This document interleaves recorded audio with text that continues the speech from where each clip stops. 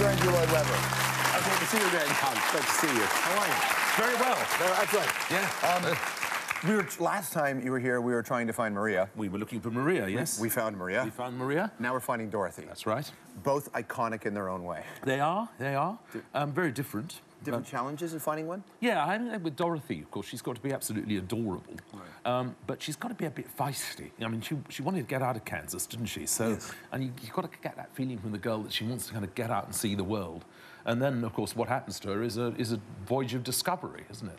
How much do you take into account the audience's relationship with the movie character? Well, I don't think we are looking for an imitation Judy Garland. We won't find one, even if we wanted to, because there isn't such a thing.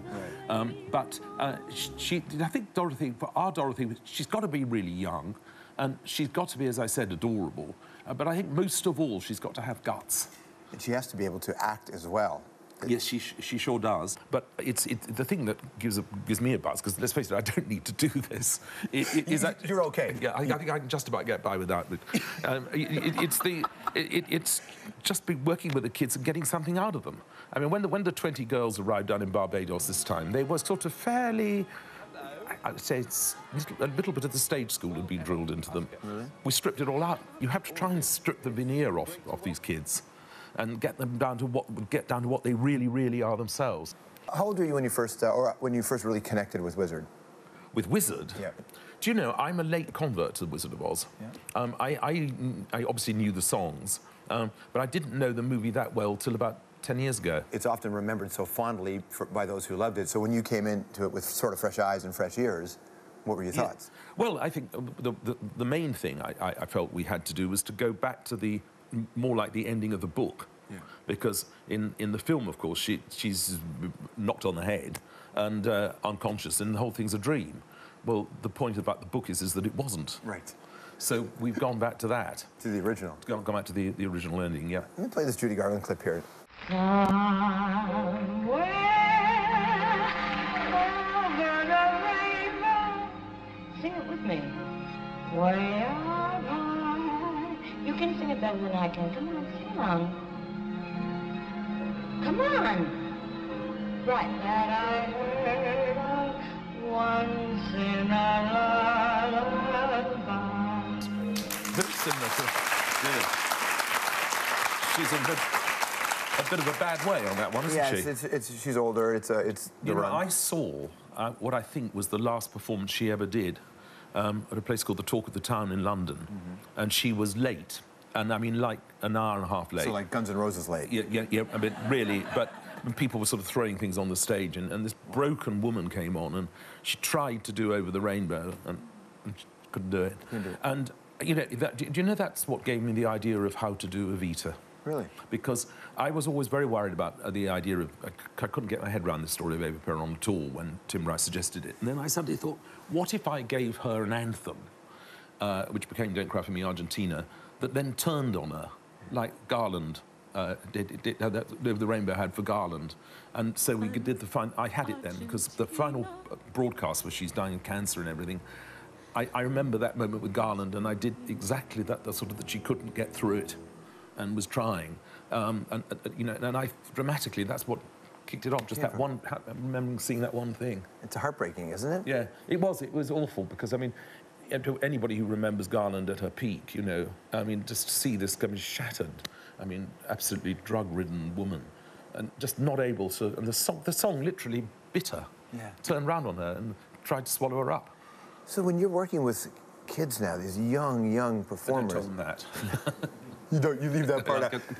But this business can crush a young person if they do well and they're not properly coached and for various other reasons. If you don't look after yourself, right, it can absolutely tear you to pieces. Well, if you're young and you don't have people looking after you. Yeah. Do you take responsibility in some respect for that? Well, in the terms of the kids here and these shows, well, certainly when the TV shows are on, yes. But of course, once they're you know, on their careers, you know, you've got to let them go. Right. Phantom was obviously a huge success for you. It was a big part of what happened in Canada. Is it true that Michael Jackson used to come hang around? He was, for a time. He was very interested in doing the film, yes. And could you have seen Michael in that? I think I could. Yeah? Yes, I think I could. Which character would he have played? Not Christine, I don't think. he could have easily been the Phantom, I think. It would have been a very different, would have been a very interesting, very different take on it. And I suspect he had a very, very good voice. I suspect he would have sung it very well. Stick around. More with Sir Andrew Lloyd Webber after this. We have Spike Lee coming in today talking about Michael Jackson. Also coming up, backstage with our Three Things panel. You're single, man. That's unbelievable to me. Well, I'm single right now, but I've got my eyes open, you know. Are you looking? Yeah, I mean, if the right person comes along, I'd be really interested. I wish you luck with that, man. Wish you luck. Okay.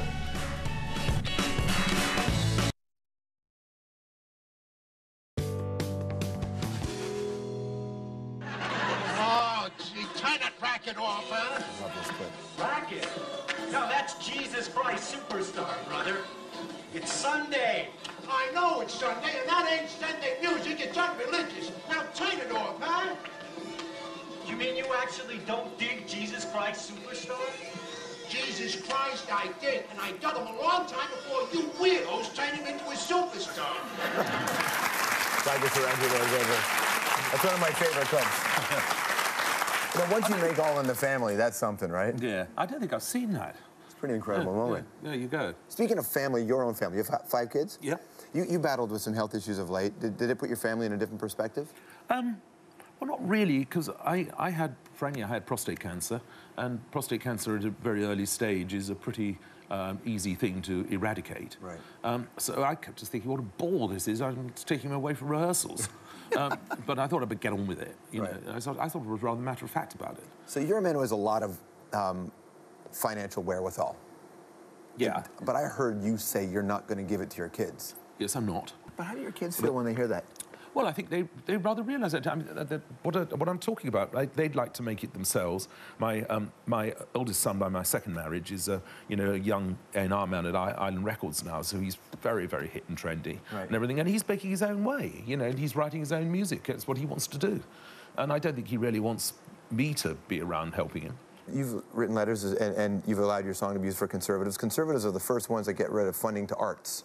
Yeah. How do you work those two? Although I do take the Conservative side, you don't have to support the government, and I certainly have not. It's disgraceful because every penny that goes into any kind of creative industry, I mean, performing arts, visual arts, and this, that, and the other, comes back to the government 10 times over. Anthropology. You and Tim Rice are on a flight and the pilot gets sick. Which one of you lands the plane? Tim. Okay. Do you burn bridges or blow them up? Probably blow them up. Yeah. Do you ever have to go back and repair them? If I've blown one up, I don't go back. Elvis Presley recorded a song of yours, right? It's easy for you? Yes. You know? It's the last song he did. That's unbelievable. So I killed him. And on that note, make sure you watch Over the Rainbow. It's Sundays and Mondays at 8 o'clock right here on the Mother Network CBC. Sir Andrew Lloyd. Lord Andrew Lloyd Webber. Pretty old guy. Thank you so much.